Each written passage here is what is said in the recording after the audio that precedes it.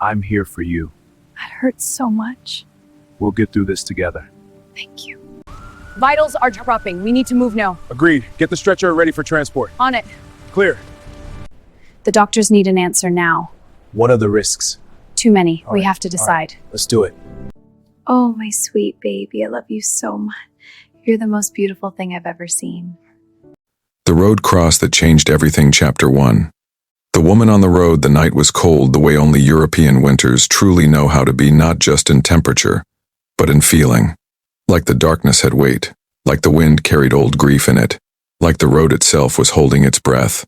Marcus Doyle was driving back from a double shift at the warehouse, knuckles loose on the steering wheel, eyes heavy with the kind of tiredness that coffee stopped fixing months ago. The radio played something soft and forgettable. The road ahead was empty, black, glistening from earlier rain that had since moved on and left everything looking like polished stone. He almost missed her. Almost. A figure at the edge of the road, white dress soaked completely through, blonde hair plastered flat against her face and neck. One hand wrapped desperately around a wooden roadside cross, one of those weathered memorial markers people plant where someone once died, and the other hand pressed hard against a belly so swollen it seemed impossible she had driven herself anywhere at all. Marcus hit the brakes so hard the tires screamed against the wet asphalt. He was out of the car before it fully stopped, feet hitting the ground at a half run, heart already ahead of his body. "Hey! Hey! Can you hear me? Are you okay?" She looked up at him, and even through the rain, even through the pain pulling her face tight, he felt something stop inside his chest. She was striking in the way that some people simply are effortlessly, almost inconveniently. High cheekbones, eyes the pale gray blue of winter rivers, an accent thick and musical when she finally pushed the words out. "The baby," she gasped in English, then slipped briefly into French before catching herself. "The baby is coming. Now. I cannot stop it." "Okay." Marcus was already shrugging off his jacket. Okay. "I've got you. What's your name?" She gripped that wooden cross so hard her knuckles drained white. "Isabel. Isabel Marchetti. Marcus." He crouched beside her, jacket spread beneath her. "You're going to be fine, Isabel." He didn't know if that was true. He said it anyway because sometimes a lie spoken with enough conviction becomes a kind of shelter. He grabbed his phone. One bar, barely a signal, barely breathing. He dialed emergency services, got through, gave the road name from the cross marker beside them, a name he would never forget after tonight, and heard the words that made his stomach drop straight through the earth. "Sir, the nearest ambulance is 23 minutes away." He looked at Isabel, at the rhythm of her breathing, at the way her body was already making decisions on its own schedule, indifferent to ambulance ETA and the preferences of terrified men on dark roadsides. 23 minutes was not going to happen. Chapter 2. The cross. He talked to her constantly, not because he had anything useful to say, but because silence would have been its own kind of abandonment. He asked about her name, about where she was from, about the baby's name, anything to keep her eyes on his face, and her mind tethered to the surface. "Brussels," she managed between contractions, fingers still locked around that wooden cross. "I was driving to my mother's house in Lyon. The petrol ran out. I walked and I found she stopped. Breathed. Pressed on. I found this cross, and I could not move. I just could not move." "Don't move then," Marcus said. "You don't have to go anywhere. Everything's coming to you." Had never delivered a baby. Had never been present for one. His knowledge came from a half-remembered first aid course, a distant memory of a documentary he'd half-watched 2 years ago, and the sheer volcanic pressure of the moment demanding something from him that he hadn't known he had. But he stayed calm. Not because he wasn't frightened, he was frightened in a way that rearranged something permanent inside him. He stayed calm because she was more frightened, and somebody had to hold the light when the darkness got that thick. 14 minutes later, 8 minutes before the ambulance finally turned onto that road, with its lights cutting through the night, a baby cried. Small, furious, absolute. Marcus sat back on his heels in the cold mud, holding a new life in his shaking hands, and he laughed the way people laugh when words become completely useless, broken, and overwhelmed and full to the point of breaking.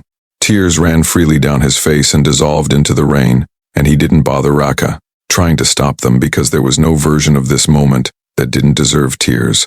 He placed the baby carefully, with both hands, like the most precious and terrifying thing he'd ever touched, which she was against Isabel's chest. Isabel looked down at her daughter, then slowly up at Marcus. And she said something in French, low and trembling, that he would ask her to translate only weeks later. You came from nowhere, like an answered prayer. He didn't speak French, but he felt it completely. Chapter 3. What days the paramedics arrived to find a man sitting in the roadside mud, in the rain, a woman cradling a newborn against her chest, and all three of them wrapped in one soaked jacket in the particular silence that follows something that cannot be explained away. The older paramedic, a woman with careful eyes and the unhurried manner of someone who had seen every version of human crisis, looked at Marcus as they prepared the stretcher. You delivered this baby? Marcus looked at his hands, still shaking, mud beneath every fingernail. I just didn't leave. She held his gaze for a moment longer than necessary, then nodded once, slowly, like that was not just an acceptable answer but the correct one. At the hospital he waited in a plastic chair in a corridor that smelled of antiseptic and overnight coffee. He didn't know why he stayed. There was no logical reason. She had doctors now. She had nurses. She had her mother being called from Lyon. She was a complete stranger he had found on a road in the middle of a cold night, and there was nothing left that required him. He waited anyway, because leaving felt like a betrayal of something he couldn't yet name. Chapter 4. Lucy. She found him in the corridor nearly 2 hours later, walking slowly, careful with herself, the baby wrapped in hospital white against her chest, hair loose and dry now, falling in pale waves past her shoulders. She had the particular beauty of someone who had just survived something enormous and come out the other side quieter and more real. She stopped when she saw him still there. You stayed. Yeah, why? He considered being casual about it, then decided against it, felt wrong to leave. So I didn't. She studied him the way Europeans sometimes do, directly, without the social discomfort of being caught looking, reading him openly, and without apology. The cross, she said after a moment, her voice dropping into something careful. The one I was holding. Do you know whose it was? He shook his head. It had a name carved into it. She paused. My mother's name. She died on that road 11 years ago this winter. I didn't plan to stop there. I told you.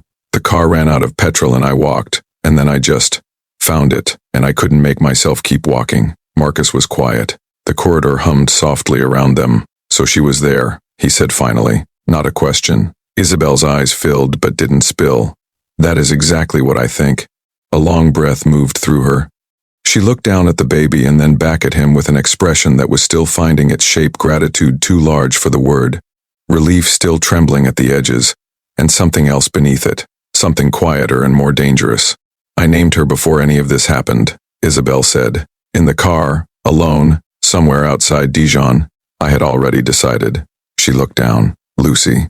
Lucy, Marcus repeated. That's a beautiful name. It means light. Her eyes came back to his. I did not know then why I chose it. I think I know now. He held out his hand. Marcus Doyle. She shifted Lucy to her left arm and took it. Her grip was steady, warm. Isabel Marchetti. And you have already met Lucy? The ghost of a smile crossed her face, small and real and entirely unperformed, and Marcus felt it land somewhere in the center of his chest, like something coming home. Epilogue. 6 months later, he found out who she really was by accident, a newspaper left open in a cafe. Her photograph above a headline about the Marchetti Group's European property holdings, about the legal battle she had won against her ex-husband to reclaim her family inheritance, about her return to Brussels as the company's new acting director. He sat with his coffee going cold and stared at it for a long time. That evening she called him. She had his number, had kept it since that first night, and before he could say anything she said, I know you saw it. Why didn't you tell me? A pause. Because the man who sat in the mud in the rain and held my daughter before I could. I did not want him to look at me differently. I needed someone to know me as just Isabel first, just the woman on the road. Her voice was quiet and precise. You were the first person in years who saw only that. Marcus looked out his window at the ordinary street below, at the life had been quietly surviving rather than living, at the hands that had, 6 months ago on a cold roadside, done something he hadn't known he was capable of. I still just see Isabel, he said. The pause that followed was softer. I know, she said. That is the whole problem. He smiled in spite of himself. Is it a problem? Another pause, longer this time, and then, in the voice of a woman who had survived abandonment and loss and a night on a Padar, European road, and come out of all of it with a daughter named after light. No, said Isabel Marchetti. I have decided it is not. Outside, the city moved through its evening. Somewhere in Brussels, a baby named Lucy slept in a quiet room, and on both ends of a phone line, two people who had found each other at a roadside cross in the middle of a cold night held onto a silence that had stopped being empty. Some things begin in wreckage. Some lights are only found in the dark. The end